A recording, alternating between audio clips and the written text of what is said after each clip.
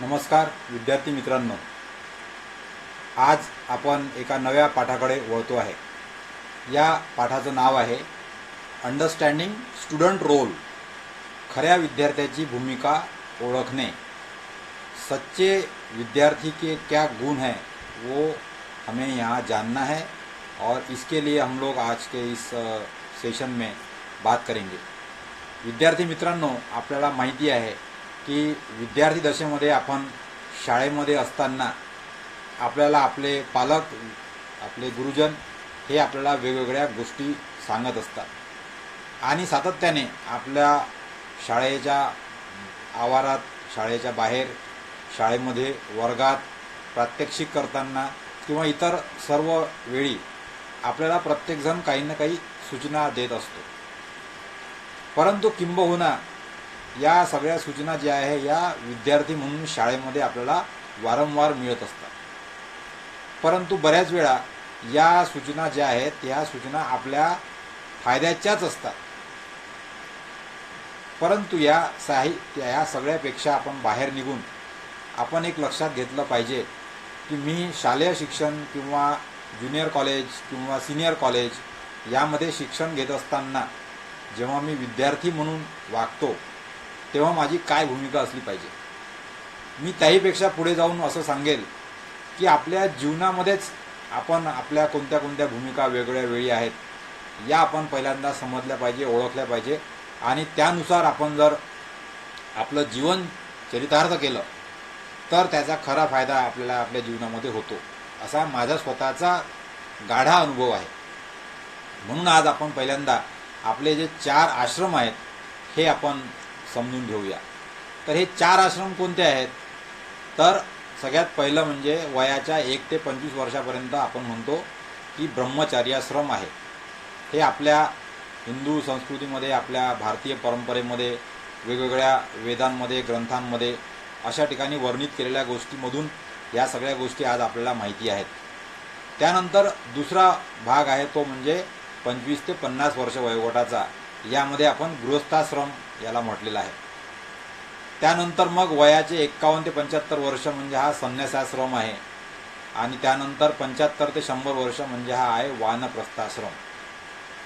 आता आपण हे लक्षात घेतलं पाहिजे की वयाचे 1 ते 25 वर्ष म्हणजे याला आपण ब्रह्मचर्याश्रम म्हटलेलं आहे।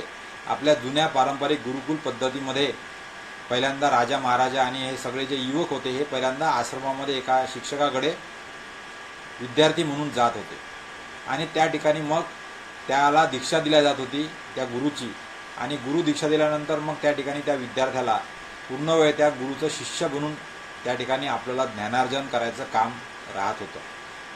ही जी पद्धती होती ही पद्धती आज आपल्याकडे आता भारतीय संस्कृतीमध्ये आजच्या ह्या आधुनिक युगामध्ये बरेच लोक याला विसरलेले आहेत।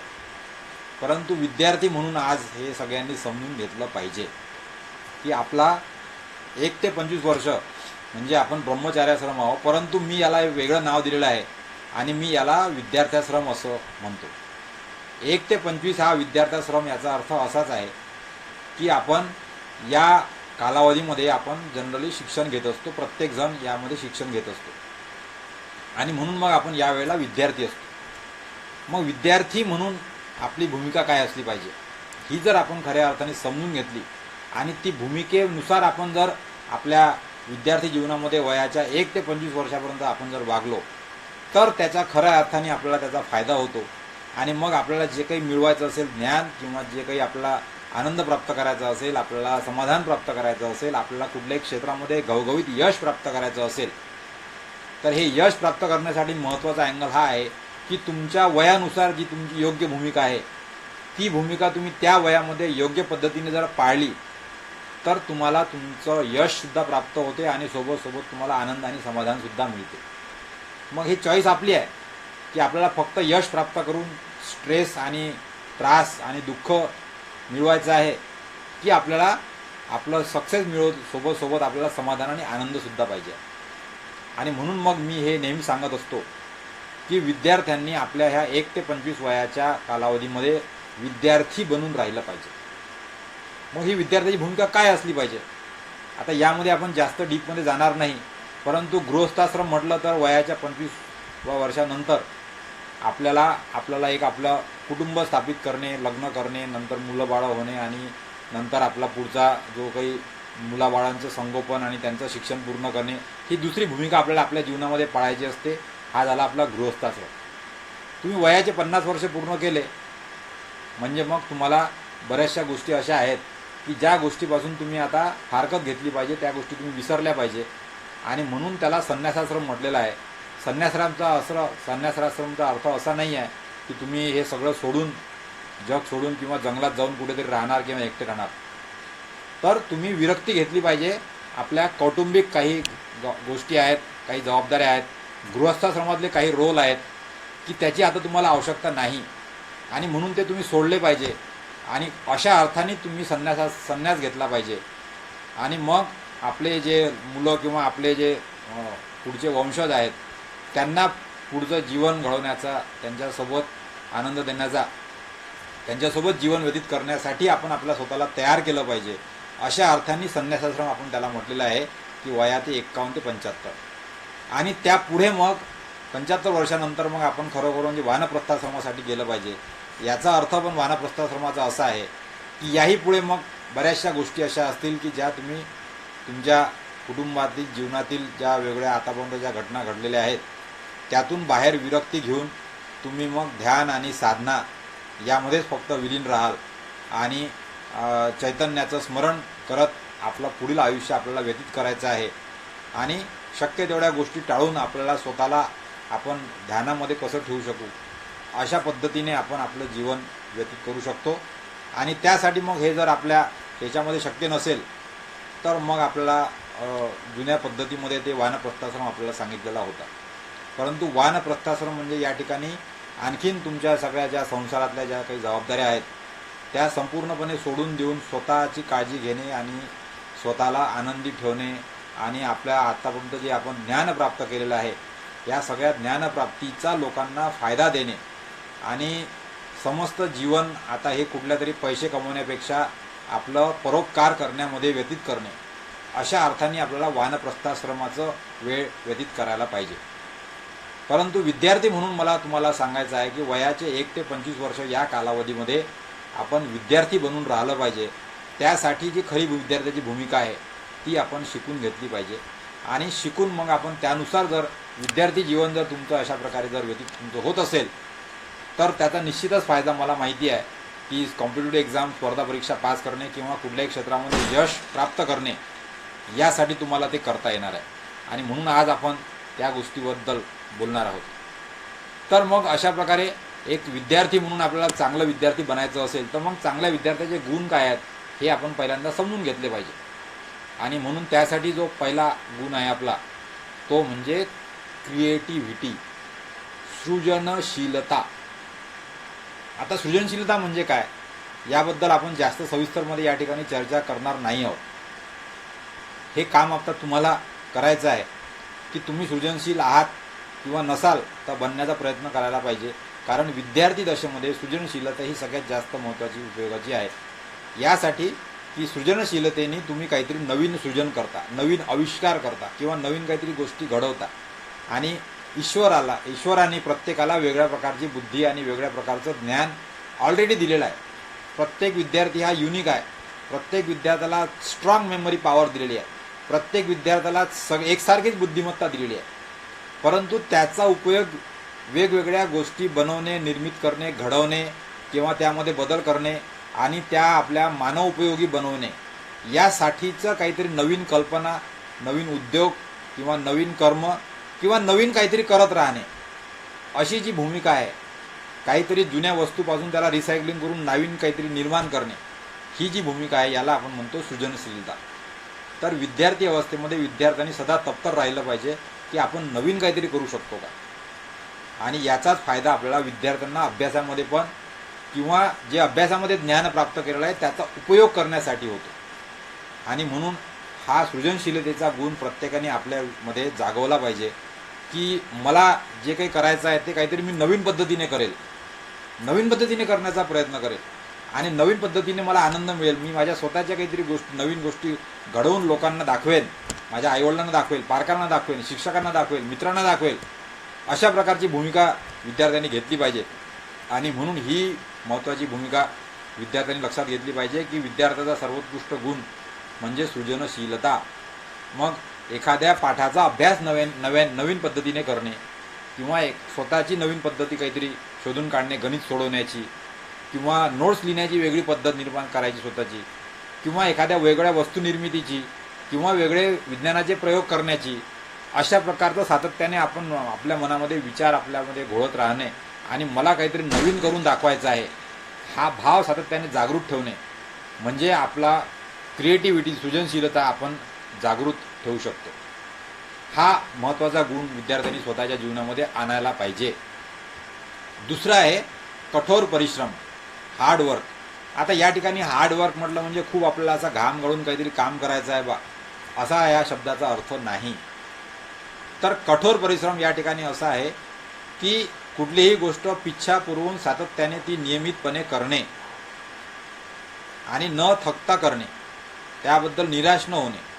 आणि ही गोष्ट अभ्यासाला लागू होते की एक उत्कृष्ट विद्यार्थी हा नियमितपणे अभ्यास करतो, हा सगळ्यात महत्त्वाचा गुण आहे. तुम्ही जर नियमित अभ्यास करत नसाल तर तुमच्याकडून हार्डवर्क कधीही घडणार नाही. एकदा नियमित अभ्यास करायची सवय लागली की मग तुम्ही तुमचा अभ्यासाचा कालावधी जास्त वाढवू शकता आणि मग हळूहळू आपल्याला आपल्या हातून अभ्यासाच्याबद्दल कठोर परिश्रम घडायला लागतात. आणि यासाठी आपण नियमिततेने, सातत्याने दररोज दिलेला अभ्यास, गृहपाठ किंवा त्याच्या पुढचा अभ्यास, आपल्याजवळ सगळे पुस्तकं पहिल्यांदाच आपल्याला शाळेतून मिळालेले असतात, कॉलेजमध्ये पण असतात अवेलेबल आपल्याजवळ. आणि त्याच्याशिवाय मग इतर वाचनाचा पण आपण काहीतरी छंद जर लावून घेतला तर मला काहीतरी दररोज नवीन शिकायचं आहे किंवा दररोज नोट्स काढायच्या आहेत, दररोज मला लिहायचं आहे किंवा दररोज मला एखादा पाठ वाचायचा आहे, अशा प्रकारचं वर्तन विद्यार्थी म्हणून आपण आपल्यामध्ये जागृत केलं पाहिजे. आणि हे असं जेव्हा कराल तुम्ही तेव्हा तुमच्याकडून खरोखर कठोर परिश्रम होतील. शालेय जीवनामध्ये शाळेचा अभ्यास शिक्षकांनी सांगितला तेव्हाच करण्यापेक्षा वेळापत्रकानुसार दररोज एक एक पाठ अभ्यास करत जाणे, एक एक पाठ वाचत जाणे, पुढचा वाद, त्याचे प्रश्न सोडवून पाहणे किंवा त्याच्याबद्दलचे उत्तरं शोधणे, पाठामध्ये ते शोधणे आणि स्वयंअध्ययनावर जास्त भर देणे, हे जो विद्यार्थी करू शकत असेल त्या विद्यार्थ्याला स्पर्धा परीक्षेमध्ये यश प्राप्त करणे अतिशय सोपं होते. कारण मग शाळा संपल्यानंतर तो विद्यार्थी दिवसातून 6 ते 7, 8 तासपर्यंत अभ्यास करू शकतो दररोजचा. आणि जर तुम्हाला नियमित अभ्यासाची सवय नसेल तर मग तुम्ही जास्त वेळ अभ्यास करू शकणार नाही आणि मग तुमच्या अजून कठोर परिश्रम जर घडले नाही तर मग कदाचित तुम्ही स्पर्धेमध्ये टिकणार नाही. म्हणून जे विद्यार्थी कठोर परिश्रम करत असतील त्यांना स्पर्धा परीक्षेमध्ये यश आपल्यापेक्षा जास्त निश्चितच चांगलं मिळणार आहे, हे लक्षात ठेवलं पाहिजे. आणि म्हणून कठोर परिश्रम म्हणजे या ठिकाणी सातत्याने नियमित पुढचा अभ्यास स्वतःहून करणे, कोणाचाही आईवडिलांचा किंवा शिक्षकांचा आदेशाची वाट न पाहता मी डिसाईड केलेलं आहे, मला हे अभ्यासक्रम माहिती आहे, मला याचा पुस्तक आहे, माझ्याजवळ याची गाईड आहे किंवा माझ्याजवळ याच्या नोट्स आहेत किंवा मी स्वतःच्या नोट्स तयार करील, अशा पद्धतीने सातत्याने नियमित स्वतःला अभ्यासामध्ये तरबेज करत राहणे, ही भूमिका म्हणजे एक विद्यार्थ्याचा चांगला गुण आहे. त्यानंतर मग तिसरा महत्त्वाचा गुण आहे तो म्हणजे साधी राहणी. विद्यार्थ्यांसाठी हे अतिशय महत्त्वाचं आहे. तुम्ही जर शालेय जीवनामध्ये, कॉलेजमध्ये, ग्रॅज्युएशन करत असताना वगैरे जर तुम्ही फॅशनेबल कपडे घालणे, फॅशनेबल राहणे, फॅशनेबल कपडे शिवणे, फॅशनेबल कपड्यांकडे लक्ष पोहोचवणे, यामध्ये जर तुम्ही व्यस्त राहिला तर फॅशनेबल कपडे म्हणजे मग त्याची काळजी घेणे, त्याकडे लक्ष ठेवणे आणि तुमचा जास्तीत जास्त वेळ तुमच्या ह्या दिसण्याच्या वर्तनावरच तुमचा खर्च होणार आहे. आणि मला माहिती आहे की मी शालेय जीवनामध्ये जितका सिंपल राहत होतो त्याचा फायदा आज मला काय आहे. तर साधी राहणी आणि उच्च विचार हे गांधीजींनी आपल्याला सांगितलेलं आहे. तुम्हाला उच्च विचार प्राप्त करायचे असेल तर तुम्हाला साधीच राहणी ठेवावी लागेल, कारण की सिम्प्लिसिटीमध्ये जी पॉवर आहे ती पॉवर इतर कशामध्येही नाही. तुम्हाला लक्षात येत असेल की जीवनातल्या सगळ्या ज्या परमोच्च गोष्टी आहेत या सगळ्या अतिशय सिंपल आणि साध्या आहेत, काही त्याच्यामध्ये मोठं रॉकेट सायन्स नाही. आणि चांगला विद्यार्थी, चांगला उत्कृष्ट विद्यार्थी, हुशार विद्यार्थी, यशस्वी विद्यार्थी याचा एक बेस्ट गुण म्हणजे सिम्प्लिसिटी. त्यामुळे तुम्ही तुमच्या राहणीमानावर खूप जास्त फॅशनेबल कुठल्या प्रकारचा स्प्रे, कुठल्या प्रकारचा सेंट आणि टॉप टिप आणि एकदम वेगळे, हां तुमच्या शाळेमध्ये, कॉलेजमध्ये, महाविद्यालयामध्ये जे काही तुम्हाला ड्रेस कोड आणि तो दिला असेल तो तुम्ही घाला. परंतु मला असं म्हणायचं आहे की 1 ते 25 या विद्यार्थी वयोगटामध्ये आपण आपल्या फॅशनकडे वगैरे बाकी सगळीकडे जास्त लक्ष न घालता अभ्यासाकडे जर लक्ष घातलं, ज्ञानार्जनामध्ये लक्ष घातलं, विद्यार्थ्याच्या भूमिकेमध्ये राहण्यासाठी आपण स्वतःला जर तयार केलं तर खऱ्या अर्थाने तुम्ही स्वतःला तरबेज करू शकता आणि याचा उपयोग तुम्हाला खरोखर स्पर्धा परीक्षेमध्ये उत्तीर्ण होऊन किंवा जीवनामध्ये कुठल्याही प्रकारचं यश प्राप्त करण्यासाठी ही विद्यार्थी भूमिका तुम्हाला मोलाची मदत करणार आहे पुढे जाऊन. तर या दृष्टिकोनातून आपण साधी राहणी असली पाहिजे विद्यार्थ्याची, हा एक महत्त्वाचा गुण विद्यार्थ्यांनी स्वतःमध्ये जागवला पाहिजे. तुम्ही जर लक्षात घेतलं तर तुम्ही पहा, तुम्ही जर स्वतःला टापटीप आणि फॅशनेबल कपडे आणि फॅशनेबल राहणीमान आणि फॅशनेबल वस्तू आणि फॅशनेबल दृष्टिकोन अशा प्रकारच्या जर तुम्ही गोष्टी करण्यात गुंतले तर तुमचं लक्ष सगळं त्याच फॅशनेबल गोष्टी मेंटेन करण्यामध्ये, त्याच फॅशनेबल गोष्टीला त्याची पूर्तता करून त्याला कायम चांगलं राखण्यामध्येच तुमचा जास्तीत जास्त वेळ जाईल आणि मग तुम्ही उच्च विचारापर्यंत पोहोचण्यासाठी तुमच्याजवळ वेळ नसणार आहे. आणि हे टाळायचं असेल तर साधी राहणी हा एका विद्यार्थ्याचा आणखीन एक उत्कृष्ट गुण आहे, हे लक्षात ठेवा विद्यार्थी मित्रांनो. त्यानंतर मग आहे interest in art. Best quality of the student म्हणजे विद्यार्थ्याला कलेची आवड असली पाहिजे. तुम्ही विद्यार्थी अवस्थेमध्ये कुठली तरी एक कला जोपासा. आपल्याला प्रत्येकाला शाळेमध्ये चित्रकला हा विषय असतो, काहीच जमत नसेल तर कमीत कमी चित्रकलेचा विषय जोपासा. तुम्हाला चित्रकला आवडत नसेल तर काही प्रयोग, काही वस्तू बनवणे, काही ताराचं हे करणे, काड्यांचं काहीतरी करणे, आगपेटींचं करणे किंवा विज्ञानाचे प्रयोग करणे किंवा चित्र जमा करणे, तिकीट जमा करणे किंवा अशा प्रकारचे अनेक काही कागदाच्या वस्तू बनवणे, तावाच्या वस्तू बनवणे किंवा फुलं बनवणे किंवा आर्टिस्टिक वस्तू, आकाशदिवा बनवणे किंवा घरांचे मॉडेल बनवणे, असे अनेक छोटे छोटे छंद असतील. किंवा त्याहीपेक्षा एखादं संगीताचं इन्स्ट्रुमेंट शिकणे, पेटी, तबला किंवा माउथ ऑर्गन, बासरी किंवा अशा प्रकारचे छोटे छोटे उपकरण आहेत, याच्यासुद्धा शिकणे किंवा याचा छंद जोपासणे, अशा प्रकारची एक कलेची आवड विद्यार्थ्यांनी आपल्या स्वतःमध्ये विद्यार्थी जीवनामध्ये विकसित केली पाहिजे. मी हे कलेची आवड याच्यासाठी म्हणतो आहे की मी तुम्हाला या अगोदरही सांगितलं की आपण जितका जास्त राईट ब्रेनचा उपयोग केला तेवढा आपल्याला फायदेकारक आहे यश प्राप्त करण्यासाठी. आणि म्हणून राईट ब्रेनला आपल्याला जर उद्दीपित करायचं असेल, राईट ब्रेन डॉमिनेटिंग आपल्याला आपलं व्यक्तिमत्व बनवायचं असेल तर कला जोपासणे किंवा कला त्यामध्ये पारंगत होणे किंवा कलेची मध्ये सिद्धी प्राप्त करणे किंवा कलेतून आनंद प्राप्त करणे किंवा एखादी कला शिकणे हे राईट ब्रेनचं कार्य आहे. त्यामुळे तुमचा उजवा मेंदूसुद्धा तुम्हाला चांगल्या प्रकारे मदत करतो आणि तुम्ही डाव्या मेंदूचा वापर करून सायन्स आणि टेक्नॉलॉजी आणि ह्या सगळ्या गोष्टी शिकत आहात. त्यासोबत सोबत जर तुम्ही एखादी कला जोपासली तर तुम्हाला एक बॅलन्स दृष्टिकोन तुमच्या जीवनामध्ये जागवण्यासाठीचा फायदा होऊ शकेल आणि तुम्ही लेफ्ट आणि राईट ब्रेन दोघांचा समन्वयाने चांगला उपयोग करू शकाल आणि तोच तुम्हाला विद्यार्थी जीवनामध्ये यशाकडे नेण्यासाठी महत्त्वाचा भाग ठरणार आहे. आणि म्हणून चांगला विद्यार्थ्याचा गुण म्हणजे त्याला कलेची आवड विद्यार्थी अवस्थेमध्ये आपण जोपासली पाहिजे, वयाच्या 1 ते 25व्या वर्षापर्यंत विद्यार्थ्याश्रमामध्ये असताना. त्यानंतर मग आणखीन महत्त्वाचा गुण आहे जो आपण अगोदर पण पाहिलेला आहे की आपल्याला आपल्या सबकॉन्शियस माइंडची पॉवर वापरायची आहे, सबकॉन्शियस मनाची, अंतर्मनाची ताकद आपल्याला वापरायची आहे किंवा आपल्याला अभ्यास लक्षात ठेवायचा आहे. आपल्याला आपल्या बुद्धीचं, मेमरीचं व्यवस्थापन चांगल्या प्रकारे करता आलं पाहिजे आणि आपण केलेला अभ्यास, आपण प्राप्त केलेलं ज्ञान हे लवकर आठवलं पाहिजे, त्याचा आपला उपयोग करता आला पाहिजे जीवनामध्ये. अशा पद्धतीने जर आपल्याला हे सगळं काम करायचं असेल तर पुन्हा आपल्या राईट ब्रेनचं जे महत्त्वाचं फंक्शन आहे ते म्हणजे इमॅजिनेशन, याला प्रत्येक विद्यार्थ्यांनी विकसित केलं पाहिजे. आणि वयाच्या 1 ते 25 वया गटामध्ये सुरुवातीच्या काळामध्ये मुलांचं इमॅजिनेशन खूप चांगलं स्ट्रॉंग असते. त्याला आपल्या पालकांनी जर याला वाढवण्याचा प्रयत्न केला आणि विद्यार्थ्याला इमॅजिनेशन जर आतापासून विद्यार्थ्यांनी स्वतःमध्ये विकसित केलं, वयाच्या 25व्या वर्षापर्यंत तुम्ही तुमच्या मनामध्ये चांगल्या प्रकारचे इमॅजिनेशनची कला जर विकसित केली तर त्याचा फायदा तुम्हाला अभ्यास लक्षात ठेवणे, वेगवेगळ्या घटनांचं नियोजन करणे, सबकॉन्शियस माइंडला स्वयंसूचना देणे, ब्रेन प्रोग्रामिंग करणे आणि यश प्राप्त करणे, या सगळ्या गोष्टीसाठी तुम्हाला हे कामात पडणार आहे. म्हणून स्ट्रॉंग इमॅजिनेशन, प्रखर कल्पकता आणि कल्पकता जागवायची असेल तर म्हणून तुम्हाला अगोदर सांगितल्याप्रमाणे क्रिएटिव्हिटी, नाविन्यपूर्णतेने काहीतरी करून पाहायचा प्रयत्न करा.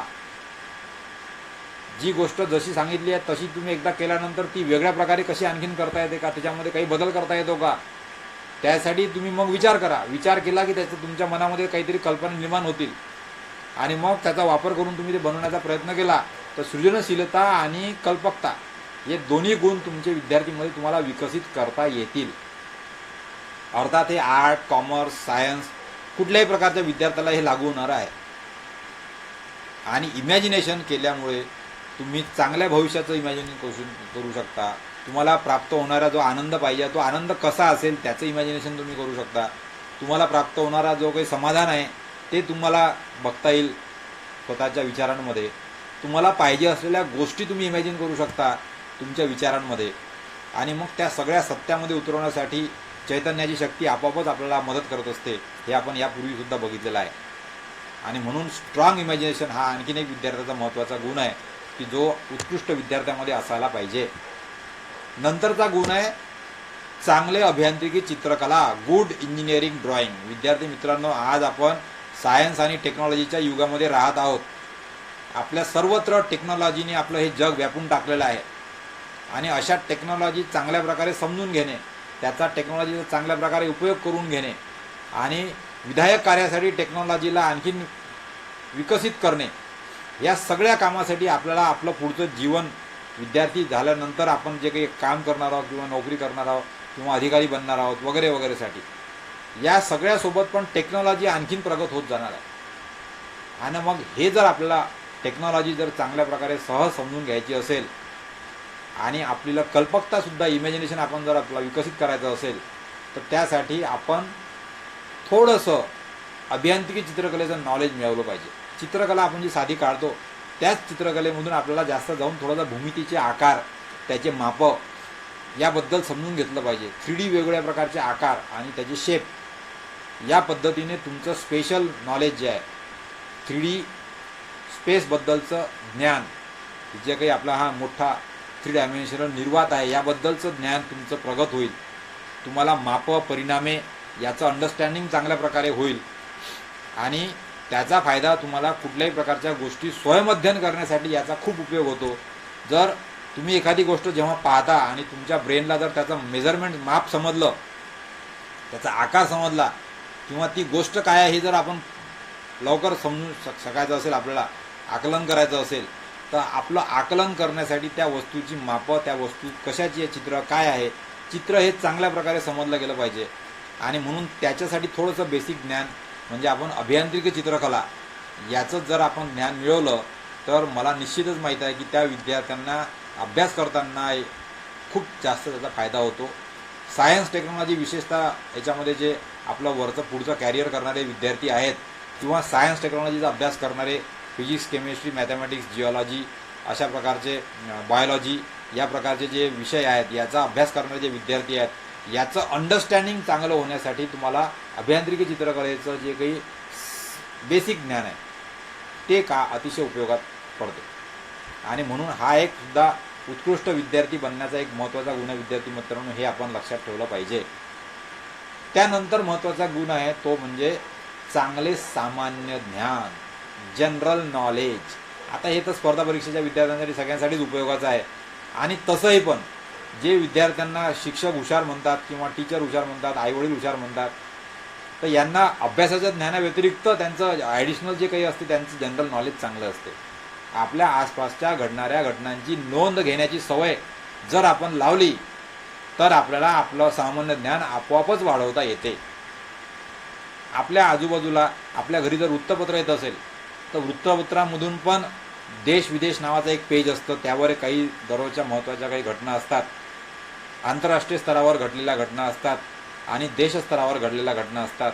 आर्थिक नीती किंवा राजकारण किंवा परराष्ट्र व्यवहार किंवा विशिष्ट प्रकारचे राज्य सरकारने घेतलेले निर्णय किंवा कलेक्टर, कमिशनर ऑफिसने घेतलेले निर्णय, अशा प्रकारचं, किंवा एखाद्या वेगळ्या प्रकारच्या खेळांमध्ये कोणीतरी प्रावीण्य प्राप्त केलं त्याच्याबद्दलची माहिती, एखादा नवीन नियम एखाद्या शासनाने किंवा कोर्टाने जारी केला, अशाबद्दलच्या ज्या काही गोष्टी आहेत याबद्दल जर आपण एक स्वतःची जनरल नॉलेजची वही नोंद करायला सुरुवात जर ठेवली तर त्यातून तुमचं जनरल नॉलेज हे प्रचंड प्रमाणाने वाढू शकतं. आणि दररोज तुम्ही जर असं वृत्तपत्रामधून जर अशा 8-10 गोष्टी महत्त्वाच्या तुमच्या जनरल नॉलेजची एक वेगळी वही जर तुम्ही निर्माण केली. मला हा छंद वयाच्या 6व्या वर्गापासून सुरू झाला आणि मग मी वृत्तपत्रामध्ये सुविचार जे येतात वरते आपल्या अग्रलेखाच्या पानावर ते सुविचार जमा करायला लागलो आणि तिथून मग माझे आपोआप विचार चांगले व्हायला सुरुवात झाली. त्याचा आज मला प्रचंड फायदा माझ्या जीवनामध्ये आहे. त्याशिवाय मग वृत्तपत्रामध्ये विशिष्ट प्रकारची कोडी सोडवणे किंवा काही असे प्रश्नमंजुषा असतात त्याचे उत्तरं शोधणे किंवा आज प्रश्न असतात उद्या उत्तरं असतात, अशा प्रकारच्या ज्या गोष्टी आहेत, अशा सगळ्या प्रकारच्या सामान्य ज्ञान देणाऱ्या गोष्टी ह्या वृत्तपत्रातून मी वाचायला सुरुवात केली. उलट मी तर इतर आजूबाजूंच्या शेजाऱ्यांच्याकडे आलेले जे वेगळे पेपर आहेत ते वेगळे पेपरच्या शनिवार बुधवार रविवारच्या ज्या पुरवण्या आहेत त्यामध्ये अशा प्रकारचे शब्दकोडे किंवा प्रश्नमंजुषा किंवा असे विज्ञानाचे खेळ किंवा काही कोडे किंवा काही पझल अशा प्रकारचं जर काही असतील तर मी ते सातत्याने माझं अभियांत्रिकी शिक्षण पूर्ण होईपर्यंत सुद्धा मी माझी हे सवय कायम ठेवली.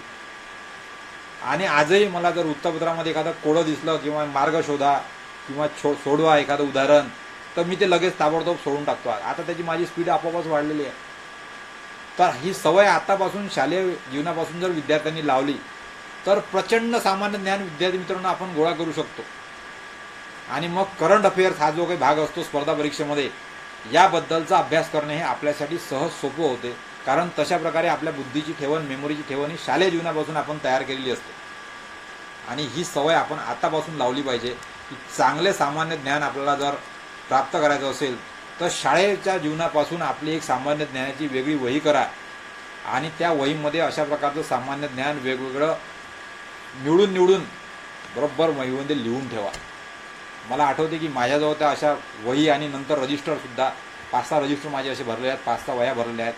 मला त्या वेळेला वयाच्या त्या वेळेला मला असं वाटलं की शाळेमध्ये की बा हे अभ्यासाच्या पुस्तकाव्यतिरिक्त हे महत्त्वाचं ज्ञान आहे हे मला आज प्राप्त झालेलं आहे किंवा कुठून तरी वाचायला मिळालं पुस्तकातून उत्तरपत्रातून किंवा कुठून तरी माहितीतून, तर ते मी लगेच नोंद करून ठेवलं माझ्याकडे. आणि अशी क्रिया केल्यामुळे ते माझ्या अंतर्मनामध्ये सुद्धा त्याची कायमची नोंद झाली आणि माझ्या वहीमध्ये सुद्धा त्याची नोंद झाली. आणि अशा पद्धतीने चांगलं सामान्य ज्ञान विकसित करण्यासाठी आपण आतापासून सवय लावू शकतो. हा महत्त्वाचा एक आणखीन विद्यार्थ्याचा उत्कृष्ट विद्यार्थ्याचा गुण होय विद्यार्थी मित्रांनो. त्यानंतर मग आहे तो म्हणजे चांगले इंग्रजी. आता तुम्ही कुठल्याही माध्यमाचे विद्यार्थी असा, हिंदी मिडियमचे असाल, उर्दू मिडियमचे असाल, मराठी मिडियमचे असाल, इंग्लिश मिडियमचे असाल, तर मराठी मिडियमचे विद्यार्थी जर असाल तर तुम्ही लक्षात घेतलं पाहिजे की कमीत कमी आपल्याला सामान्य जे इंग्रजी आहे वर्गामध्ये शिकवलं जाणारं याच्यामध्ये कमीत कमी आपल्याला जे माहिती पाहिजे ती चांगली अभ्यासलीच पाहिजे. इंग्रजी कम्युनिकेशन ही आता आंतरराष्ट्रीय जगाची भाषा झाली पाहिजे, परंतु कंपल्सरी नाही म्हणत मी, परंतु मराठी भाषेमधून शिकणाऱ्या विद्यार्थ्यांनी कमीत कमी आपल्याला एकामेकाशी बोलताना थोडक्यात असं इंग्रजी बोलता आलं पाहिजे. एवढं तरी इंग्रजीचं ज्ञान हे प्राप्त केलंच पाहिजे. आपण पुढील काही व्हिडिओमध्ये आणखीन बघणार आहोत किंवा भाषेची अडचण असेल तर ती कशी सोडवायची तेव्हा मी तुम्हाला आणखीन अधिकचं सांगेल. आज आता बरेचसे विद्यार्थी हे इंग्रजी माध्यमामध्ये शिकत आहेत, तर मी त्यांना सांगेल की तुम्ही ज्या राज्यामध्ये राहत आहेत, तुमची मातृभाषा जर महाराष्ट्रात राहत असाल तर मराठी जर असेल तर तुम्हाला मराठीमध्ये चांगलं संभाषण करता आलं पाहिजे. हे तुमच्यासाठी चॅलेंज आहे. तुमचा मराठीचा शब्दसंग्रह वाढवावा लागेल. जसं मराठी मीडियममध्ये शिकणाऱ्या विद्यार्थ्याला इंग्रजीचा शब्दसंग्रह वाढवायचा असतो तसं इंग्रजी मीडियममध्ये शिकणाऱ्या किंवा सेमी इंग्लिशमध्ये शिकणाऱ्या विद्यार्थ्यांना मराठीचा शब्दसंग्रह वाढवावा लागेल. आणि म्हणून मला हे सांगायचं आहे विद्यार्थी मित्रांनो की जर तुम्ही प्युअर इंग्लिश मीडियममध्ये शिकत असाल तर तुम्ही कमीत कमी आपले जे काही इतर सामाजिक विषय आहेत त्यातील मराठी भाषेतील शब्दसंग्रह हे घेतले पाहिजे. कारण स्पर्धा परीक्षेमध्ये इतिहास, भूगोल, सामाजिक शास्त्र, नागरिक शास्त्र, मराठीचा काही भाग आणि राज्यशास्त्र अशा प्रकारचे जे काही विषय आहेत की ज्यांचा समावेश स्पर्धा परीक्षेच्या अभ्यासक्रमामध्ये असतो त्या ठिकाणी आपला मराठीचा शब्दसंग्रह हा कमी पडतो. म्हणून आपण हे पुढच्या पाठामध्ये जाणून घेणार आहोत की भाषेची अडचण कशी दूर करायची स्पर्धा परीक्षेसाठी. परंतु आता तुर्तास तुम्ही हे लक्षात ठेवलं पाहिजे की एका उत्कृष्ट विद्यार्थ्याचा गुण म्हणजे तो त्याच्या मातृभाषेमध्ये पक्का असतो, त्याचा शब्दसंग्रह, आणि दुसरी भाषा म्हणजे इंग्रजी ही त्याला येतेच, आणि आपली राष्ट्रभाषा हिंदी ही तर भारतामध्ये असल्यानंतर प्रत्येकाला यायलाच पाहिजे. आणि म्हणून एक उत्कृष्ट विद्यार्थी जर तुम्हाला बनायचं असेल तर तुम्ही तुमच्या मातृभाषेमध्ये पक्के पाहिजे, राष्ट्रभाषा तुम्हाला हिंदी आली पाहिजे, आणि आंतरराष्ट्रीय जगाची जी काही संभाषणाची कम्युनिकेशनची लँग्वेज आहे, भाषा आहे, ती इंग्रजी असल्यामुळे तुम्हाला इंग्रजीसुद्धा किमान ज्ञान असलं पाहिजे. हा एक उत्कृष्ट विद्यार्थ्याचा आणखीन एक महत्त्वाचा गुण आहे विद्यार्थी मित्रांनो. त्यानंतर मग असेच उत्कृष्ट विद्यार्थ्याचे गुण आपल्याला जर लक्षात घ्यायचे असतील तर ते म्हणजे नॉलेज ऑफ मशीन्स, यंत्रांची माहिती ही विद्यार्थ्याला असायला पाहिजे. मी पुन्हा मगाशी सांगितल्याप्रमाणे आज आपण टेक्नॉलॉजीच्या युगामध्ये राहतो आहे. आसपास आपल्याला सकाळी उठल्यापासून इतके सारे वेगवेगळ्या वस्तू असतात की ज्यामध्ये छोटी छोटी टेक्नॉलॉजी आपल्या पाठीमागे काम करत असते. आज आपण म्हटलं तर मोबाईल आपल्याजवळ आहे, कॉम्प्युटर आहे, आपल्या घरामधले विजेचे दिवे, आपल्या घरामधला पंखा, कूलर, फॅन, ट्यूबलाईट, मिक्सर, आपल्या घरामध्ये फ्रीज आहे, आपल्या इलेक्ट्रिकची प्रेस आहे, आणि असे कितीतरी उपकरणं आहेत की जे दिवसभरामध्ये आपल्या दिनचर्येमध्ये आपण सहजतेने आज वापरतो. आणि याच्या प्रत्येकाच्या मागे टेक्नॉलॉजीचा विकास आहे, म्हणून ह्या गोष्टी आज आपल्या प्रत्येकाच्या घरामध्ये घराघरापर्यंत पोहोचलेल्या आहेत. आज एका सामान्य झोपडीमध्ये झोपडपट्टीच्या वरते आतमध्ये खाली टी व्ही असतो आणि वरते डिशचा अँटेना लागला असतो. म्हणजे इतकी सामान्य टेक्नॉलॉजी आज झालेली आहे की घराघरामध्ये टी व्ही पोहोचला. तर माहितीचं वहन आज सोपं झालेलं आहे, आणि हे माहितीचं वहन सोपं झालं असल्यामुळे जी काही टेक्नॉलॉजी आहे या टेक्नॉलॉजीसोबत तुम्ही स्वतःला जर अपग्रेड केलं नाही तर कदाचित तुम्ही तुमच्या पिढीसोबत तरबेज राहू शकणार नाही. आणि टेक्नॉलॉजीचा मध्ये जो स्वतःला विकसित करून घेऊन जाईल तर तुम्ही अधिकारी बनल्यानंतर पण तुम्ही स्वतःला जर तरबेज ठेवू शकले नाही तर टेक्नॉलॉजीमुळे तुम्ही अधिकारी म्हणून पण मागे पडू शकाल, अशी पण परिस्थिती निर्माण होऊ शकते. किंवा तुम्ही डॉक्टर किंवा इंजिनियर किंवा वकील किंवा अशा वेगळ्या प्रोफेशनमध्ये जर तुम्ही शिरले तर त्या त्या क्षेत्रामध्ये जी टेक्नॉलॉजीचा विकास होतो आहे ती शिकून घेण्यासाठी तुम्ही सतत तत्पर असलं पाहिजे. आणि म्हणून मी हा विद्यार्थ्याचा उत्कृष्ट गुण सांगितलेला आहे. किंबहुना मला असं समजा सांगायचं आहे की मी हा जीवनभर एक विद्यार्थी म्हणूनच आहे, ही माझी आज भूमिका आहे.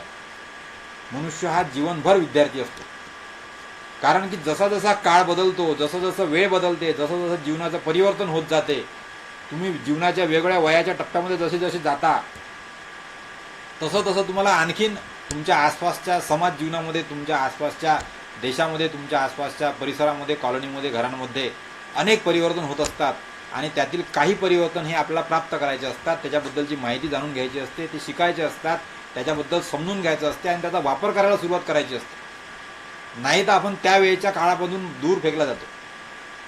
आणि हे स्वतःबद्दल जर होऊ द्यायचं नसेल तर म्हणून तुम्हाला महत्त्वाचं लक्षात घेतलं पाहिजे की उत्कृष्ट विद्यार्थी गुणमध्ये म्हणून हा एक महत्त्वाचा गुण आहे की आपल्याला यंत्रांची माहिती असली पाहिजे. Knowledge of machine is essential.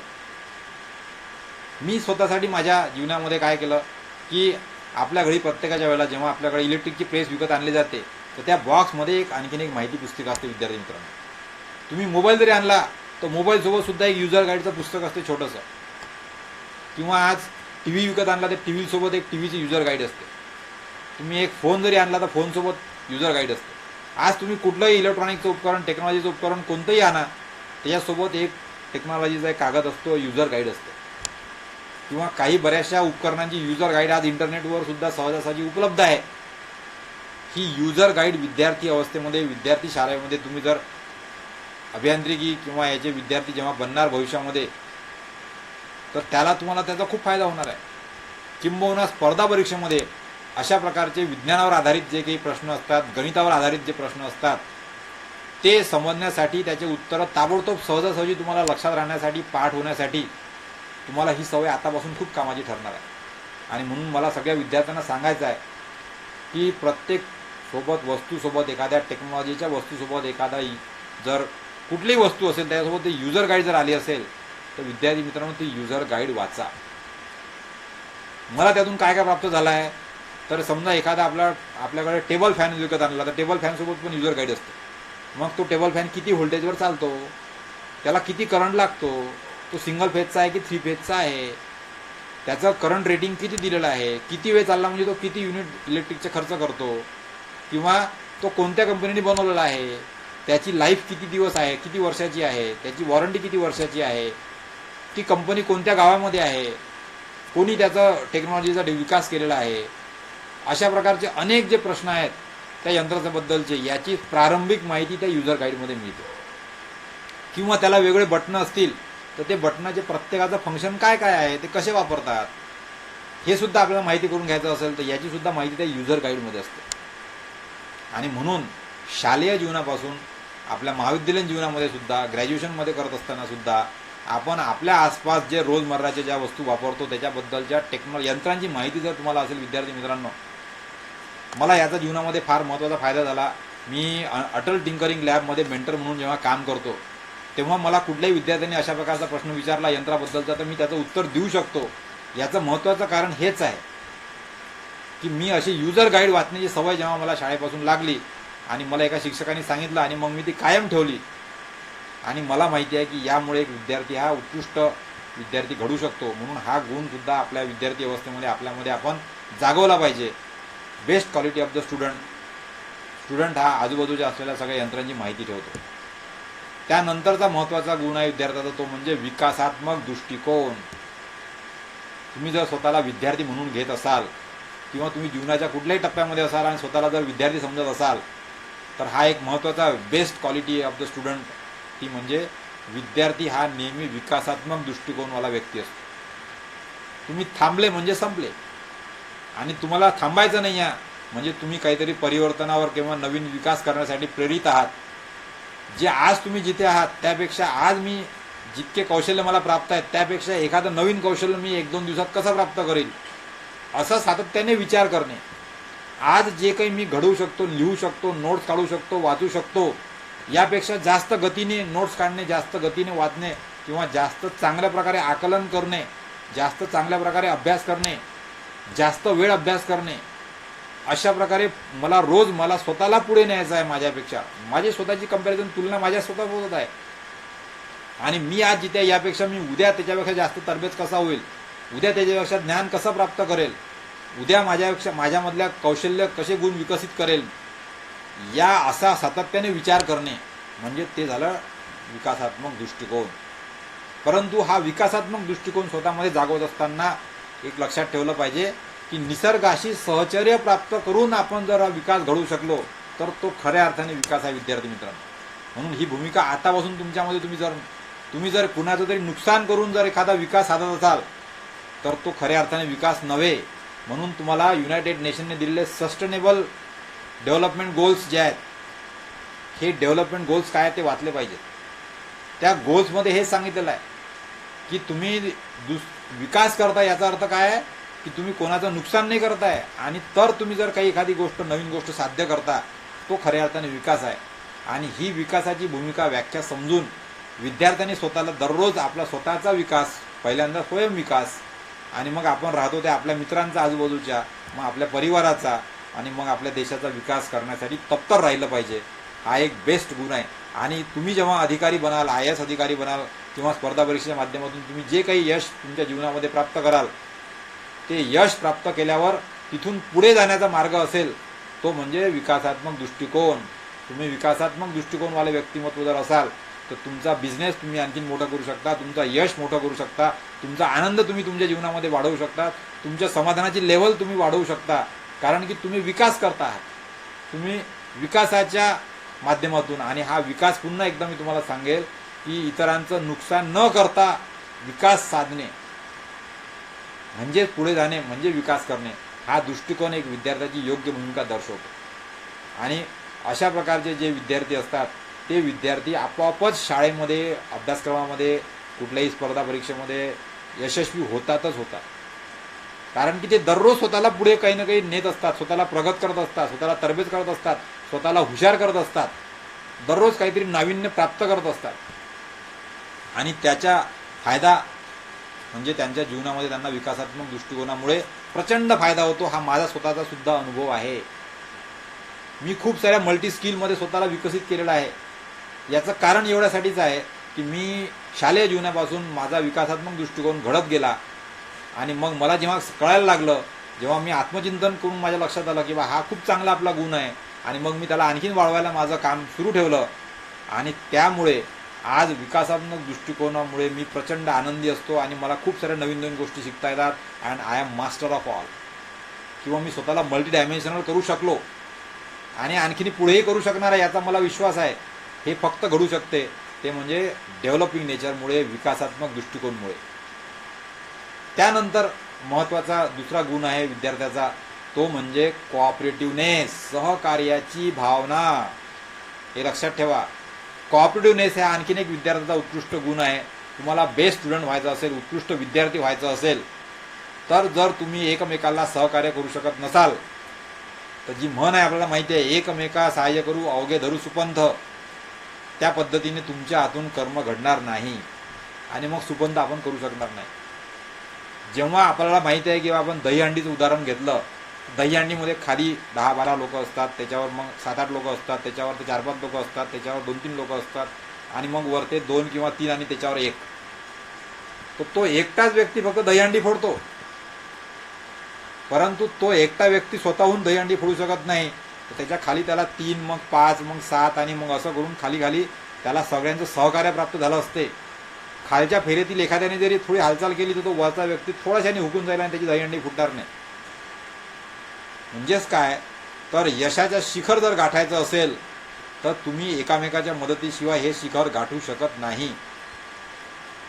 म्हणून विद्यार्थी अवस्थेमध्ये इतर मित्रांचा आपल्याला अभ्यासामध्ये मदत मिळाली पाहिजे. आपल्या शिक्षकांची मदत आपल्याला विद्यार्थी असून अवस्थेमध्ये मिळाली पाहिजे. आपल्या आईवडिलांची मदत आपल्याला मिळाली पाहिजे. आपल्याला इतर आणखीन जे आपले मार्गदर्शक असतील त्यांची मदत आपल्याला मिळाली पाहिजे. आणि ही मदत तेव्हा केव्हा मिळणार, जर तुम्ही इतरांना मदत करणार तेव्हा. आणि म्हणून हा विद्यार्थ्याचा गुण आहे. सहकार्याची भावना विद्यार्थ्यांमध्ये नसेल तर विद्यार्थी दुसऱ्याला मदत करणार नाही, स्वतःच पुरता विचार करेल, आणि तो दुसऱ्याला मदत करणार नाही म्हणून दुसरे त्याला मदत करणार नाही, आणि मग आपला विकास खुंटला. म्हणून सहकार्य हे करणे अतिशय महत्त्वाचं आहे. बरेचसे विद्यार्थी असं असतात की आपण केलेला गृहपाठ हा दुसऱ्यांनी केला नाही पाहिजे आणि वर्गामध्ये नंबर नाही मिळवला पाहिजे म्हणून ते त्याला दाखवत नाही, आणि मग केलं नाही म्हणून खोटं बोलतात. परंतु विद्यार्थी मित्रांनो, यामध्ये आपल्या सगळ्यांचं नुकसान आहे. आपण एकामेकाला सहकार्याने जर पुढे गेलो, होऊ शकते कदाचित आज अभ्यासात तुम्ही त्याला मदत करताय, तो तुम्हाला दुसऱ्या कुठल्या तरी कामासाठी तुमचा विद्यार्थी तुम्हाला मदत करेल, मित्र मदत करेल. आणि म्हणून ज्या ज्या वेळेला सगळ्यात महत्त्वाचं आहे की जर तुम्हाला तुम्ही कोणाला काही द्यायचं असेल तुम्हाला, तर ती देण्यासाठी सगळ्यात महत्त्वाचं आहे तुमच्याजवळ हे मदत, हे फुकट एक साधन आहे की तुम्हाला स्वतःचे काही पैसे खर्च न करता तुम्हाला देऊ शकता. आणि आज जीवनातली सगळ्यात मूल्यवान गोष्ट काय आहे, तर वेळ, समय, काळ. आणि हा काळ प्रत्येकाजवळ लिमिटेड आहे. जेव्हा तुम्ही एखाद्याला मदत करता तेव्हा तुमचा अमूल्य वेळ तुम्ही दुसऱ्याला देत असता. आणि आज जगातली जी अमूल्य गोष्ट जेव्हा तुम्ही दुसऱ्याला देता तेव्हा त्याचं जेव्हा तुम्हाला रिटर्न मिळते ते अगणित असते. विद्यार्थी मित्रांनो, लक्षात ठेवा. आणि जेव्हा तुम्ही सहकार्याची भावना जागृत करता तेव्हा तुम्ही प्रत्येक क्षणी ज्या ज्या वेळेला, मी तर माझ्या जीवनामध्ये कुठल्याही कोणालाही मदत करायचा क्षण जेव्हा आला तो मी कधी जाऊ देत नाही. मी ताबडतोब तयार होऊन जातो की बा ठीक आहे, चला थोड्या वेळ आपण मदत करून यांचं काम सोपं करून टाकू. परंतु ती मदत सातत्याने करत असल्यामुळे मला माझ्या कुठल्याच कामासाठी कधीच अडचण येत नाही आणि मला सगळेजण आपोआपच सहजासहजी मला न मागता मदत करायला तयार असतात. आज अशा प्रकारचं मला माझ्या जीवनामध्ये जे काही प्राप्त झालेला आहे आनंद, हा फक्त याच्यामुळेच की मी शालेय जीवनापासून सातत्याने मी माझ्या मित्रांना, वर्गमित्रांना, शिक्षकांना, घरातील व्यक्तींना, सगळ्यांना मदत करण्याची भूमिका आपण जर जागृत ठेवली तर त्याचा प्रचंड फायदा आपल्याला यश प्राप्त करण्यासाठी होतो. आणि म्हणून हा एक विद्यार्थ्याचा बेस्ट गुण आहे, हा स्वतःमध्ये आपण जागृत केलाच पाहिजे. अशा प्रकारे आपण या जे सगळे गुण बघितलेत, तर त्यातले सगळे गुण आपण एकदा लक्षात घेऊ. सृजनशीलता, कठोर परिश्रम म्हणजे सातत्य टिकवून ठेवणे अभ्यासामध्ये, साधी राहणे, कलेची आवड, प्रखर कल्पकता जागवणे, चांगले अभियांत्रिकी चित्रकलाबद्दल आपल्याला स्वतःला विकसित करणे, चांगले सामान्य ज्ञान मिळवणे, चांगलं इंग्रजी कम्युनिकेशन संभाषण करता येणे त्याच्यासाठी तयारी करणे, यंत्रांची माहिती मिळवणे, विकासात्मक दृष्टिकोन ठेवणे आणि सहकार्याची भावना, हे अतिशय महत्त्वाचे गुण आहेत यामुळेच विद्यार्थ्याला बेस्ट विद्यार्थी बनवण्याचं काम होऊ शकते. हे गुण आपण स्वतःमध्ये जर विद्यार्थी म्हणून जागवले तर आणखीन मला काही गुण तुम्हाला सांगायचे आहेत, जे माझ्या वडिलांनी मला सांगितले आणि मग मी नंतर शालेय जीवनापासून त्यामध्ये बऱ्याचशा गोष्टी मला समजायला लागल्या आणि ते फॉलो करायला लागलो. ते गुण कोणते कोणते आहेत, तर ही म्हण आपण लक्षात ठेवली पाहिजे. काक चेष्टा बकत ज्ञानम स्वान निद्रा तथैवच अल्पभोगी मोबाईल त्यागी विद्यार्थी पंचलक्षण. ही म्हण मला माझ्या वडिलांनी सांगितली. काक चेष्टा म्हणजे कावळ्यासारखी चेष्टा करण्याची सवय आपल्याला असली पाहिजे. आता या ठिकाणी चेष्टा म्हणता म्हणजे चुकीच्या अर्थाने आपण घेऊ नका. कावळा हा सतत आपल्या आजूबाजूला काय घडत आहे याच्याबद्दल सजग असतो, त्याला म्हटलेलं या ठिकाणी काकचेष्टा. तुम्ही जंगलामध्ये जर पाहिलं तर एखादा कोणी शिकारी किंवा एखादी काही वाईट घटना किंवा पक्ष्यांना सजग करायचं काम जर करत असेल तर तो म्हणजे कावळा. कावळा आपल्या घराच्या बसून कावकाव जेव्हा करतो तेव्हा त्याला माहीत असते की आजूबाजूला कोणीतरी मांजर किंवा माकड किंवा कुत्रा किंवा पशुपक्ष्यांना त्रास देणारं काही ना काही किंवा एखादा साप किंवा अशा प्रकारचा काही धोका असेल तर लगेच कावळा कावकाव करून तो आपल्याला सजग करतो.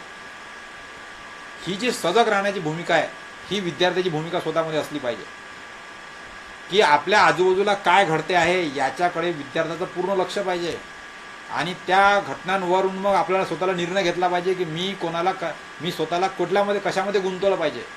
की आपल्या आजूबाजूला जर एखादा कार्यक्रम डीजे वाजून आला असेल तर मग मी ते डीजेमध्ये जाऊन नाचायचं की माझी उद्या पेपर असल्यामुळे मी अभ्यास करायचा, हा निर्णय घ्यायचा असेल तर ही काकचेष्टा ही सजगता तुम्हाला मदत करणार आहे आणि तुम्ही योग्य आयोगाचा निर्णय सजग असल्यामुळे करू शकता. कॉन्शियसनेस तुमचा वापरायचा असेल, तुमची उच्च विवेक बुद्धी तुम्हाला वापरायची असेल तर तुम्ही सजग राहिलं पाहिजे. आणि हा सजगतेने जगण्याचा जो नियम आहे हा आपल्याला कावळ्याने शिकवलेला आहे. म्हणजे काकचेष्टा, प्रत्येक गोष्टीबद्दल उहापोह करून विचार करून ती चांगली वाईट ती काय कसं काय आहे याच्याबद्दल समजून त्याच्याबद्दल इतरांना पण अवगत करणे आणि आपले स्वतःचे निर्णय त्या हिशोबाने चांगल्या प्रकारचे निर्णय असतील यासाठी त्याचा उपयोग करून घेणे, अशा प्रकारची जी काही सजगता आहे ही सजगता विद्यार्थ्यांनी स्वतःमध्ये जागवायला पाहिजे. या अर्थाने या ठिकाणी काकचेष्टा हा शब्द आलेला आहे. दुसरं आहे यामध्ये सांगितलेलं ते म्हणजे बकत ज्ञानम, म्हणजे बगळ्यासारखं ध्यान.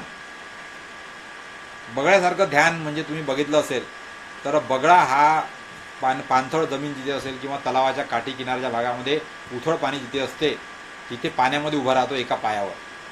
एक पाय त्याचा मोडलेला असतो, कारण दोन्ही पायाने जो उभा राहिला तर त्या पाण्याखालील मासोळ्यांना माहीत होऊन जाते की या ठिकाणी बगळा उभा आहे म्हणून, कारण त्याचे दोन पाय आहेत म्हणून. आणि तो एका पायाने उभा राहिला तर ते एखादी झाडाची काडी आहे किंवा काहीतरी झाडाची मूळ आहे वगैरे किंवा अशा प्रकारची कल्पना येऊन त्या मासोळीला लक्षात येत नाही आणि मग आजूबाजूला ते पाणी जे आहे त्याच्यामध्ये तो पाणी इतकं स्थिर करतो बगळा की तो आहे की नाही उभा हे कोणालाच माहीत पडत नाही. पाणी एकदम हालत नाही बिलकुल, इतका स्थिर तो स्वतःला एका पायावर उभा ठेवतो. आणि मग त्याच्या रेंजमध्ये त्याच्या कक्षेमध्ये त्याला पाण्याखाली एखादी मासोळी आली तर चटकन ती मासोळी टिपतो. अशा अर्थाने बगळ्याचा जो गुण आहे, बगळ्यासारखं ध्यान, म्हणजे तो लोकांना आपल्याला असं वाटतं की बगळा आता हा झोपलेला काहीतरी डोळे मिटून बसलेला आहे बा, हालत पण नाही आहे, काहीच नाही आहे आणि त्या मासोळीला त्याचं भान नसते बरोबर, परंतु तो पूर्णपणे जागृत असतो आणि त्याच्या आजूबाजूला जे पाणी आहे त्याच्यावर त्याचं पूर्ण लक्ष असतं.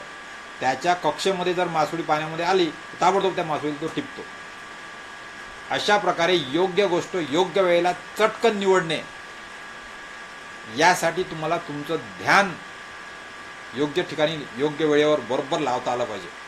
कुठे ध्यान लावायचं आणि कुठे ध्यान नाही लावायचं हे सुद्धा कळलं पाहिजे. आणि त्या अर्थाने या ठिकाणी बकत ज्ञानम हा शब्द आलेला आहे की बगळ्यासारखं आपलं ध्यान असलं पाहिजे. आपल्याला आजूबाजूला समजा जर आवाज होत असेल आणि आपल्याला अभ्यास करायला डिस्टर्ब होत असेल तर आपण आपलं ध्यान एवढं एकवटू शकलो पाहिजे की त्याच्यापासून सुद्धा अडचणीतून आपण मात करून आपण आपला अभ्यास करू शकलो पाहिजे. आजूबाजूला ज्या घडणाऱ्या घटना आहेत, वाईट घटना ज्या आहेत, याच्यापासून आपण स्वतःला विरक्त ठेवून आपण आपलं लक्ष अभ्यासामध्ये कसं ठेवू शकतो, अशा प्रकारचा जो गुण आहे हा बगळ्यासारखा गुण आहे, बकत ध्यानम. आजूबाजूच्या घडणाऱ्या घटनांचा वर आपलं लक्ष न देता ज्या आपल्या उपयोगाच्या विद्यार्थी दशेमध्ये स्वतःला पुढे नेण्यासाठीच्या यश प्राप्त करण्यासाठीच्या ज्या गोष्टी आहे त्यांची निवड करणे, त्याच्यावर आपलं लक्ष केंद्रित करणे, त्याचा आपल्या जीवनामध्ये उपयोग आणि आचरण वाढवणे आणि अशा प्रकारचं जर आपलं लक्ष आपण केंद्रित करू शकलो, त्या अर्थाने या ठिकाणी बकत ध्यानम हा दुसरा गुण विद्यार्थ्यांनी लक्षात ठेवला पाहिजे. तिसरा गुण आहे याच्यामध्ये मग श्वान निद्रा. श्वान निद्रा म्हणजे कुत्र्यासारखी झोप, हा तिसरा विद्यार्थ्याचा गुण आहे उत्कृष्ट. विद्यार्थी हा जर जास्त झोपणारा असेल तर त्याला अभ्यास करताना अडचणी निर्माण होणार. अभ्यास त्याला पूर्ण वेळ जास्त वेळ जर करायचा असेल तर झोप आल्यामुळे तो काही करू शकणार नाही. किंबहुना आपल्या झोपेवर आपल्याला एवढं नियंत्रण प्राप्त करावं लागेल, त्यासाठी विद्यार्थी दशेमध्ये प्रयास करावा लागेल. आपल्याला उत्कृष्ट विद्यार्थी बनायचं असेल तर तुम्हाला तुमच्या झोपेवर नियंत्रण पाहिजे, आणि ते मिळवायचं जर असेल तर पहिल्यांदा आपली झोप जी आहे ती कुत्र्यासारखी असली पाहिजे. म्हणजे कुत्रा पहा, तुम्ही झोपलेला असतो, त्याच्या बाजूने तुम्ही जा, आपल्याला वाटते की कुत्रा झोपलेला आता, याचं लक्षच नाही आपल्याकडे, पण जमिनीचा आवाज झाल्याबरोबर कुत्रा आपला एक कान वर करतो बरोबर, आणि पाहतो की काही धोका तर नाही आहे, आपल्याला तर काही इजाने पोहोचून आलेला आहे, आणि तुम्ही जर शांतपणे निघून गेले त्याच्या बाजूने तर तो पुन्हा काल खाणी करून पुन्हा झोपला राहतो, पडला राहतो. परंतु त्याच्याकडे पाहिल्यानंतर आपल्याला असं वाटतं की हा डोळे मिटून झोपलेलाच आहे, पण कुत्रा झोपलेला नसतो. अशाच प्रकारे विद्यार्थ्यांना पण लक्षात घेतलं पाहिजे की आपली झोप ही सजग असली पाहिजे. नाही तर झोपले आणि मग आपल्याला माहीतच नाही की आपल्याला पेपरच्या वेळेवर कॉलेजमध्ये जायचं होतं आणि तुम्ही लेट होऊन गेले, शाळेमध्ये जायचे होते आणि उशिरा उठले, पण मग उशिरा गेले शाळेमध्ये, तर ही नंतर पण तुम्हाला नोकरी लागल्यानंतर कुठल्याही प्रकारचा जॉब करत असताना या सगळ्या सवयीचं वाईट नुकसान तुमचं होणार आहे. आणि म्हणून तिसरा हा गुण विद्यार्थ्याला सांगितलेला आहे तो म्हणजे श्वान निद्रा. कुत्र्यासारखी आपली सजग झोप असली पाहिजे. पटकन उठवलं कोणी तर लगेच उठून तयार कामाला जाण्यासाठी, अभ्यासाला जाण्यासाठी, काम कोणी सांगितलं त्याची मदत करण्यासाठी, आपल्या घरातलं काहीतरी काम करण्यासाठी. तर कुत्रा हा स्वतः तरबेज झोपलेला असतो, परंतु त्याचं संपूर्ण भान जागेवर असतं. अशी झोप, असं आरोग्य विद्यार्थी अवस्थेमध्ये स्वतःनी विद्यार्थ्याला प्राप्त केलं पाहिजे. पुढे आपण शिकणारच आहोत की याच्यासाठी आपल्या खाण्यापिण्याच्या पद्धती कशा असल्या पाहिजेत, त्यानुसार विद्यार्थ्यांनी स्वतःला जर यामध्ये तयार केलं तर या अर्थाने या ठिकाणी ह्या म्हणीमध्ये काकचेष्टा बकत ज्ञानम श्वान निद्रात थैवच हे शब्द आलेले आहेत. आणि मग नंतरचा आहे अल्पभोगी. अल्पभोगी म्हणजे विद्यार्थी हा खूप खाणारा नसावा. विद्यार्थी अवस्थेमध्ये विद्यार्थ्यांनी बिलकुल आपल्याला पाहिजे तसं आरोग्याला हितकारक असंच अन्न खाल्लं पाहिजे. खूप साऱ्या कुठल्या गोष्टीवर ताव मारायला नको. वास्तविकता जे स्पर्धा परीक्षेसाठी तयारी करणारे जे विद्यार्थी आहेत त्यांनी ही गोष्ट किमान लक्षात ठेवली पाहिजे की तुम्ही जर भरपूर जेवण करत असाल तर मग तुम्हाला सुस्ती येणार, तुमची कार्यक्षमता कमी होणार, आणि तुम्ही पाहिजे तसा अभ्यास नियमित जास्त वेळ करू शकणार नाही, आणि मग तुमच्या हातून अशा प्रकारे चिकाटीमुळे कठोर परिश्रम घडणार नाहीत, आणि मग तुमच्यापेक्षा जास्त अभ्यास करणारा विद्यार्थी तुमच्यापेक्षा पुढे जाईल. आणि हे टाळायचं असेल, आपल्या झोपेवर आपल्याला योग्य नियंत्रण मिळवायचं असेल, आपल्या शरीरातली स्फूर्ती आपल्याला जागृत ठेवायची असेल, सुस्तपणा घालवायचा असेल, तर हा अल्पभोगी हा नियम महत्त्वाचा आहे की तुम्हाला जेवढी भूक आहे त्याच्यापेक्षा चवतकर पोळी थोडी कमीच खा. वाटल्यास दिवसातून तुम्ही 3-4 टप्प्यामध्ये थोडं थोडं खाऊ शकता, पण एका वेळेला भरपूर जेवणे आणि मग मस्त सुस्त ताणून देणे, झोपणे किंवा स्वतःला स्थूल करणे ही विद्यार्थ्यासाठी चुकीची भूमिका आहे. हे लक्षात घेतलं पाहिजे. तुमचा फिटनेस तुम्हाला लॉंग टर्ममध्ये कायम ठेवायचा असेल तर तुम्ही मोजकंच खा. आपल्या शरीराला खूप जास्त खाण्याची आवश्यकता नसते. एखादा पदार्थ जास्त चांगला लागला म्हणून त्याच्यावर चांगला ताव मारणे ही गोष्ट जर वारंवार जर तुम्ही करायला लागले तर त्यामध्ये तुमचं नुकसान आहे. आणि म्हणून यासाठी हे सुद्धा आपण आपल्या भानावर आपण लक्षात ठेवलं पाहिजे की काकचेष्टा बकत ज्ञानम श्वान निद्रा तथैवच अल्पभोगी. आणि मग नंतरचा भाग आहे तो म्हणजे मोबाईल त्यागी. आता या ठिकाणी मोबाईल त्यागी हा शब्द तुम्ही शब्दशः जर घेऊ नका, लक्षात ठेवा. मोबाईल त्यागी याचा अर्थ मोबाईल वापरायचाच नाही असं नाही, तर कुठलीही गोष्ट ही 2 अंगांनी असते. त्याचे चांगले फायदे असतात, त्यांचे वाईट पण फायदे असतात. तुम्हाला ठरवायचं असते की त्यातलं काय घ्यायचं आहे. आणि म्हणून तुम्ही जर चांगल्या गोष्टी म्हणजे एखादं ध्यानाचं म्युझिक ऐकण्यासाठी तुम्ही मोबाईल वापरत असाल, तुम्ही योगा करण्याचे आसनं पाहण्यासाठी जर मोबाईल वापरत असाल, तुम्ही अभ्यासाच्या नोट्स त्याच्यावर लक्षात ठेवत असाल किंवा त्याचे अभ्यासासाठी किंवा मोटिवेशनल प्रेरक असे व्हिडिओ मोबाईलवर पाहत असाल, तर हा मोबाईलचा चांगला विधायक उपयोग जर तुम्ही करत असाल तर ही चांगली गोष्ट आहे. परंतु मोबाईलवर मग मोबाईलचे गेम खेळणे, मोबाईलवर कोडे सोडवणे मोबाईलवर चॅटिंग करणे, मोबाईलवर 2-2, 3-3 तास बोलणे, मोबाईलवर विनाकामाचे व्हिडिओ बघणे, पाहणे, या सगळ्यामध्ये जर आपण वेळ वाया घालवत असू तर मग आपल्या आजवळ मोबाईल काही कामाचा नाही आपल्या. मग विद्यार्थी दशेमध्ये स्वतःजवळ मी तर हे म्हणतो की 12व्या वर्गापर्यंत मोबाईल नाही वापरला तर चांगलीच गोष्ट आहे. फक्त अभ्यासाचं जर काम असेल, ऑनलाईन कोर्स किंवा ऑनलाईन असाइनमेंट, ऑनलाईन गृहपाठ, यासाठीच तुम्ही फक्त मोबाईल वापरा. परंतु कॉलिंगसाठी आणि या सगळ्या गोष्टीसाठी काही आवश्यकता नाही. विद्यार्थी मित्रांनो, आमच्या वेळेला तर काहीच, कॉलेज पूर्ण होईपर्यंत पण आमच्याजवळ मोबाईल नव्हते आणि फोन नव्हते. परंतु त्याच्यामुळे आमचं काही कुठलं नुकसान झालं नाही. आम्ही भरपूर ज्ञान प्राप्त केलं. आजही आम्ही स्वतःला प्रगत ठेवून आहे आणि नवीन तंत्रज्ञानासोबत आम्ही सगळ्या गोष्टी करू शकतो आहे. कारण की ह्या सगळ्या जे विद्यार्थ्याचे गुण मी तुम्हाला सांगितले, यावर आमच्यासारखे असे अनेक लोक कार्यरत आहेत आणि त्यामुळे हे सगळे ते करू शकतात. आणि म्हणून तुम्हाला जर असं वाटत असेल की मोबाईल हे तुमच्या जीवनामधलं एक डिस्ट्रॅक्शन आहे, तर त्यावर काळजीपूर्वक काम करून त्याला सध्या तरी विद्यार्थी दशेमध्ये दूर ठेवा. फक्त कम्युनिकेशन करण्यासाठी, काही गोष्टींची देवाणघेवाण करण्यासाठी, नोट्स करण्यासाठी, विधायक कार्यासाठी जर तुम्ही स्वतःच्या मनावर नियंत्रण ठेवून जर मोबाईल वापरू शकत असाल तर मोबाईल मग तुमच्या कामाचा. आणि जर वाईट गोष्टीसाठी, चुकीच्या कामासाठी, वेळ वाया घालवण्यासाठी, खेळ खेळण्यासाठी, मनोरंजनासाठीच तुम्ही संपूर्ण वेळ जर मोबाईलचा वापर करत असाल तर मग मोबाईल त्यागला पाहिजे शाळेमध्ये, विद्यार्थी अवस्थेमध्ये. आणि म्हणून मी तर रिकमेंड करतो की फक्त विधायक थोड्याशा काहीतरी कामासाठी विद्यार्थ्यांनी स्वतःचा मोबाईल ठेवायचा, नाहीतर दररोज शाळा कॉलेजमध्ये पण मोबाईल नेण्याची काही आवश्यकता नाही. परंतु आज आता टेक्नॉलॉजीच्या विचारामुळे बऱ्याच वेळा ऑनलाईन अभ्यासक्रमासाठी किंवा आपल्याला आज कॉम्प्युटरसारखी सगळी फंक्शनॅलिटी आपल्या मोबाईलमध्ये आल्यामुळे स्मार्टफोन हा आपल्याला आज लॅपटॉपसारखा, कॉम्प्युटरसारखा वापरू शकतो. म्हणून त्यापेक्षा, त्याचा वापर टाळण्यापेक्षा त्याचा विधायक वापर करण्यावर आपण जर भर देऊन आपण ठरवून घेतलं पाहिजे की मी ह्या मोबाईल टेक्नॉलॉजीचा, मोबाईलचा वाईट कामासाठी, वेळ वाया घालवण्यासाठी, गेम खेळण्यासाठी, फक्त मनोरंजनाच्या नावाखाली उपयोग करणार नाही. आणि फक्त चांगल्या आणि अभ्यासाच्या आणि प्रगतीच्या आणि जीवन चांगलं करणाऱ्या कामासाठीच फक्त मी याचा विधायक उपयोग करेल, अशी जर शपथ तुम्ही स्वतःशी घेऊ शकत असाल आणि त्यावर जर अंमलबजावणी करू शकत असाल तर मग काही अडचण नाही. तर ह्याप्रमाणे मला ही जी म्हण माझ्या जीवनामध्ये मी वापरली, आजही वापरतो आहे, तुम्ही सगळ्यांनी सुद्धा ही वापरली पाहिजे आणि ती लक्षात ठेवली पाहिजे. आपण काकचेष्टा बकत ज्ञानम स्वान निद्रा तथैवच अल्पभोगी मोबाईल त्यागी विद्यार्थी पंचलक्षणम. तर हे विद्यार्थ्याचे 5 महत्त्वाचे गुण मला जेव्हा माझ्या वडिलांनी ही म्हण सांगितली त्याच्यानंतर ती समजून घेतली मी एका दिवशी, वडिलांकडून एका दिवशी, आणि मग तिथून मी त्याच्यावर आचरण करायचा प्रयत्न केला आणि मग माझ्या ते डोक्यात फिट बसली आणि आज मी त्याचासुद्धा प्रसार सगळ्यांपर्यंत करतो आहे.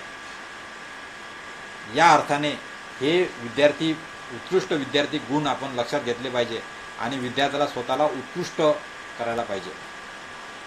आज आपण जर सद्यस्थिती पाहिली विद्यार्थ्यांची, तर आज विद्यार्थी काय करतात, फक्त आवडीच्या विषयाचा अभ्यास करतात आणि एखादा विषय आपल्या मनामध्ये आपण ग्रह करून ठेवला असते किंवा आपल्या शिक्षकांनी सांगितलेलं असते किंवा आपल्या आईवडिलांनी सांगितलेलं असते की हा विषय कठीण आहे, तो विषय कठीण आहे, याच्यात असं असते, त्याच्यात तसं असते, ते परीक्षा कठीण आहे, असे म्हणणारे लोक हे नुकसान करणार आहे विद्यार्थ्याचं.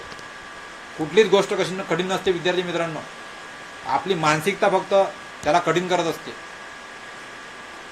तुम्ही लहान मुलाला जर अशा गोष्टी सांगितल्याच नाही तर तो विद्यार्थी सगळ्या काही गोष्टी ताबडतोब करू शकतो. तर अशा प्रकारच्या ह्या सगळ्या ज्या गोष्टी आहेत, या कठीण स्वतःच्या जीवनामध्ये करून घेण्यासाठी काही लोक आपल्याला सांगतात, त्याकडे आपण दुर्लक्ष केलं पाहिजे. तर एका विद्यार्थ्यासाठी कुठलीच गोष्ट कठीण नसते. ती जाणून घेतली, त्याचा अभ्यास केला, ती माहिती करून घेतली की ती आपोआपच सहज होऊन जाते आणि म्हणून मग कठीण असा काही भागत नसतो. आणि हे जर आपल्याला असं वाटत असेल, त्यामुळे आपण बऱ्याचशा काही विषयांचा अभ्यास टाळतो, कमी करतो. तर आपण आपलं ध्येय जर निश्चित केलं तर आपण आपल्या शाळेच्या जीवनामधल्या सगळ्या विषयांचा सांगोपांग अभ्यास करणं जरुरी असते, हे लक्षात ठेवलं पाहिजे. आणि मग जास्त वेळ अभ्यास आपण करत नाही, ही सवय आतापासून जर लावली तर तुम्ही स्पर्धा परीक्षेमध्ये ताबडतोब लवकरात लवकर यशस्वी होऊ शकाल. विद्यार्थी मित्रांनो, ग्रॅज्युएशन पूर्ण झाल्याबरोबर तुम्ही यशस्वी होऊ शकता, पण त्यासाठी आतापासून आपल्याला तयारी करावी लागेल. आणि मग अभ्यासासाठी आपला नियमित वेळ देणे ही सवय आतापासून लावावी लागेल विद्यार्थी अवस्थेमध्ये. म्हणजे वयाच्या 1 ते 25व्या वर्षामध्ये मी सांगतो विद्यार्थी मित्रांनो. आणि असं जर करायचं असेल तर तुम्हाला मग अभ्यासाचं वेळापत्रक बनवून अभ्यास केला पाहिजे. आज आपल्याकडे सध्या स्थितीमध्ये वेळापत्रक नसतं. आपण आपला जीवनक्रम कसा तरी घालवत असतो. पुढे आपण घेणार आहे सगळं वेळापत्रक कसं बनवायचं, याचं सगळ्या अभ्यासाची इष्टतम पद्धती काय आहे ते पुढे आपल्याला येणारच आहे, तेव्हा आपण ते सगळ्या गोष्टी शिकणार आहोत. दुसरं म्हणजे आपलं अभ्यासाची पद्धत काय असते की अभ्यास करायचा तर फक्त वाचून अभ्यास करायचा. विद्यार्थी अवस्थेमध्ये एवढंच आपल्याला माहीत असते. तर आपल्याला वाचून अभ्यास करण्यापेक्षा आपण अभ्यासाची व्याख्या पुढे जाणून घेणार आहोत. आपल्याला जीवनाचं ध्येय काय आहे हे निश्चित केलं पाहिजे. वेळापत्रक बनवलं पाहिजे. आपण फक्त वरच्या वर्गात गेलो म्हणून फक्त परीक्षा पास करायची एवढंच माझं ध्येय आहे, हे जर तुम्ही असाल तर मग तुम्ही विद्यार्थी म्हणून तुमची योग्य भूमिका नाही आहे. मला काहीतरी बनायचं आहे, मला काहीतरी बनवून दाखवायचं आहे, मला काहीतरी समाजासाठी करायचं आहे, त्यासाठी मी हे बनणार, असं करणार, हे प्राप्त करणार, अशा प्रकारचा एक विशिष्ट गोल आपल्या जीवनामधला आपल्याला ओळखता आला पाहिजे. त्यासाठी स्वतःला तयार करणे. आपण या पृथ्वीवर काय करण्यासाठी आलेलो आहोत, आपला जन्म का झाला हे जाणून घेणे, त्यासाठी आपल्या ज्ञानाची कक्षा रुंदावणे, आपलं ज्ञान वाढविणे, स्वतःला ज्ञानामध्ये प्रगत करणे, विवैधपूर्ण ज्ञान प्राप्त करून स्वतःला तरबेज बनवणे. जे काम डॉक्टर आंबेडकरांनी केलं, जे काम महात्मा गांधींनी केलं, जे काम विवेकानंदांनी केलं की त्यांनी वेगळ्या विषयांचा अभ्यास सातत्याने सुरू ठेवला, अशा प्रकारचं विविधांगी ज्ञान प्राप्त करून स्वतःला तरबेज करणे, या माध्यमातून विद्यार्थ्यांनी स्वतःला पुढे नेण्याचा प्रयत्न केला पाहिजे. आणि म्हणून फक्त आवडीच्या विषयाचा अभ्यास करणे किंवा जास्त वेळ अभ्यासाला न देणे, नियमित अभ्यास न करणे, अभ्यासाचं वेळापत्रक नसणे, फक्त वाचून अभ्यास करणे, जीवनाचं ध्येय निश्चित नसणे, फक्त परीक्षेच्या वेळेमध्येच अभ्यास करणे, ह्या ज्या काही गोष्टी आहेत, या अशी सद्यस्थिती आपल्याला जास्तीत जास्त दिसून येते. तुम्हीसुद्धा तुमच्या जीवनाचा विचार करा. हे जे गोष्टी मुद्दे दिले आहेत मी, या मुद्द्यांचा तुम्ही आता याच्यामध्ये किती फिट होता हे पहा. आणि ही परिस्थिती आपल्याला बदलली पाहिजे. आणि म्हणून विद्यार्थ्याची खरी भूमिका काय आहे ती आज आपण, विद्यार्थ्याचे सर्वोत्कृष्ट गुण काय आहेत ते आपण आजच्या या पाठामध्ये जाणून घेतले. त्यानुसार तुम्ही तुमच्या जीवनामध्ये विद्यार्थी म्हणून स्वतःला घडवणार याची मला 100% खात्री आहे. याशिवाय आणखीन विद्यार्थी भूमिकामध्ये काय करायला पाहिजे हे आपण या पाठाच्या दुसऱ्या व्हिडिओमध्ये बघणार आहोत. तोपर्यंत या ठिकाणी थांबू. धन्यवाद. पुन्हा भेटूया.